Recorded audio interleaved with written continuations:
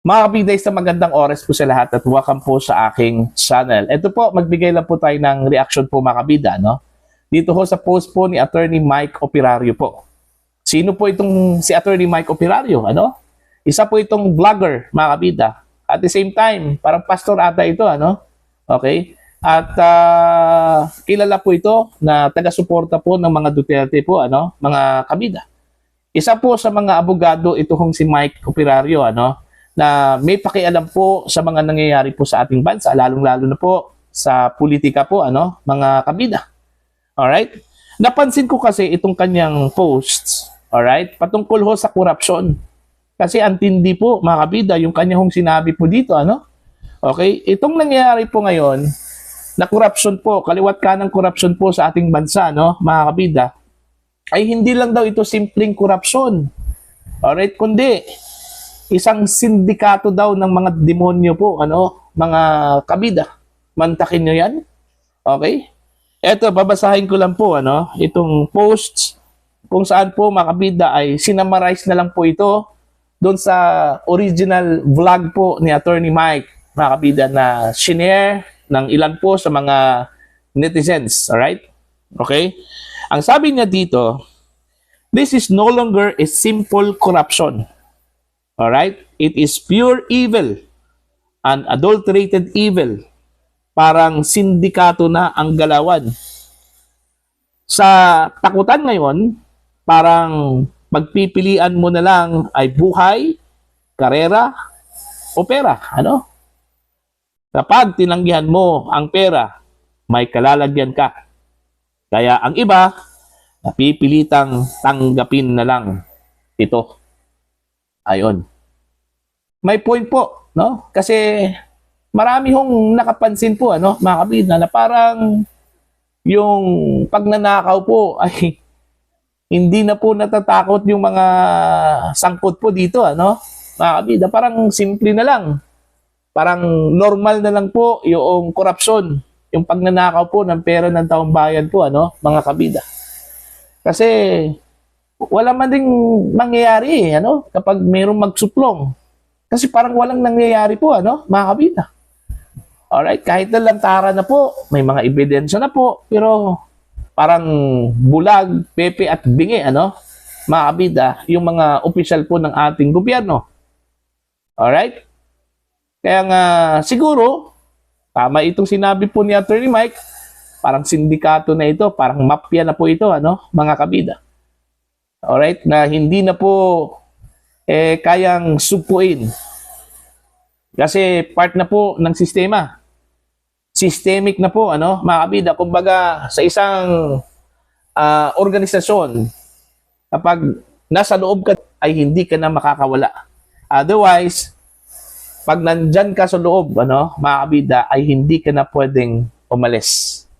Okay? Makikiride on ka na lang, ano, dahil kapag ikaw po ay umiiwas, mga kabida, tama yung sinabi po ni Attorney Mike. Okay, tatlo lang po yung pagpipilian po, mga kabida, ano? Buhay, karera, o pera. Siyempre naman pera. Diba? Sa mga sakim ng mga politiko at mga opisyal po, pera talaga ang pipiliin po nila, no? Kahit na sukang-suka po sila, mga kabida, sa kanilang ginagawa, no? Dahil siguro labag po sa kanilang kalooban, pero wala po silang magagawa po dito, ano? Kasi parte na po ng system. Systemic po. Kasi wala naman ding mangyayari po, ano? Mga kabida. Kapag umayaw ka, may kalalagyan ka, ano? Mga kabida. Yun yung punto po ni Attorney Mike dito, ano? Mga kabida. Kaya nga, nagtataka na lang po tayo, di ba? Kaya hanggang panunood na lang po tayo. Okay? Hindi ba kayo nagtataka, ano, mga kabida? Kahit na lantaran po ang korupsyon na nangyayari po sa ating bansa, pero parang hindi po pinapansin, ano? Sa hanay po ng mga civil society groups na dati po ay maiingay po, mga kabida. Pero ngayon, tahimik po Okay? Sa hanay po ng mga sundalo at sa mga pulis, ganon din. Although naintindihan po natin sila, mga kabida, dahil ang kanilang sinusunod po ay ang konstitusyon po, mga kabida. Pero sa mga nangyayari po in the past, involved naman po itong sundalo po, mga kabida. Diba? Lalong-lalo na po pag ang apektado po dito ang mga mamamayang Pilipino, diba? Mga kabida. Alright? So, yun. Marami hong nakapansin na iba na talaga yung trend, mga kabida. Parang hindi na po kayang sugpuin. Alright?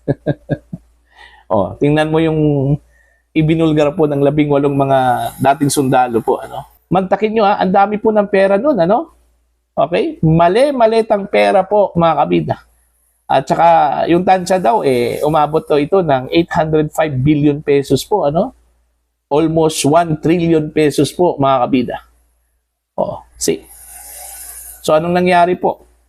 Yung isiniwalat po ng mga dating sundalo ay hindi po pinaniniwalaan po ng mga opisyal po natin. Pinagdududahan pa nga, mga kabida. Diba? Yun yung masakla po, dahil dito lang po yan nangyayari sa Pilipinas. Kung sino man po yung magbubulgar po ng mga irregularities, anomalya po, mga kabida, sa pamahalaan, siya pa yung ididiin. Alright? Ko-questionin pa po yung kanyang pagkatao po, mga kabida. Diba? Unfair naman po.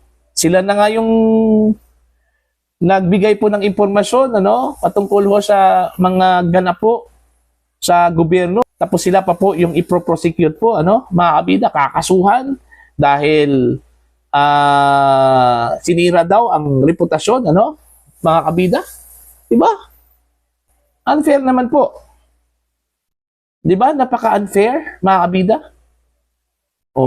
Kaya nga siguro may mga opisyal po ng gobyerno na may alam, pero pinili na lang po nila, mga kabida, na manahimik. Dahil baka balikan po sila, mga kabida, po. So, anong nangyari po ngayon, dito ho sa 18 mga dating sundalo po? Nagtago po. Dahil may banta daw sa kanilang buhay po, mga kabida. So, tingnan nyo. Sino pa yung may guts na magbulgar po ng mga bagay-bagay po na hindi ho maganda at unacceptable po sa atin, Sila pa yung nadidiit. Okay?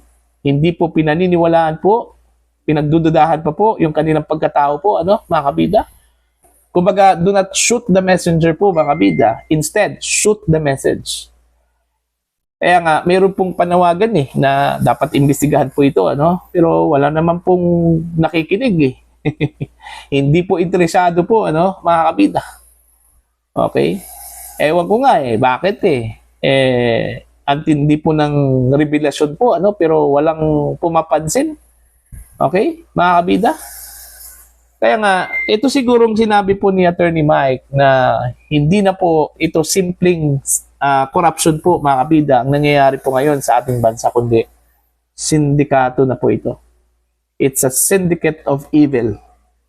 Okay? Systemic, mga kabida. Kumbaga, parang nasa isang organisasyon ka, Bawal na pong umalis. Okay? Kapag umalis ka, pag nandyan ka na sa loob, kailangan makisama ka, mga kabida. Otherwise, tatlo lang yung pagpipilian mo, mga kabida. Buhay, pera, o karera. Saan ka sa tatlo? Alright?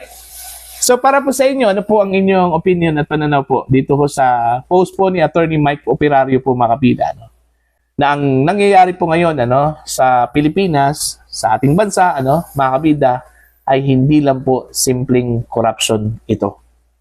Ito po ay sindikato ng mga demonyo, mga kabida. It's a pure evil na gumagala po, mga kabida, sa ating lipunan. Please comment down. Sa mga hindi pa po subscriber po sa akin channel, please subscribe. Just click the subscribe button, click the notification bell, click all para updated po kayo, mga kabida, sa aking mga uploads. Maraming salamat po sa inyong lahat.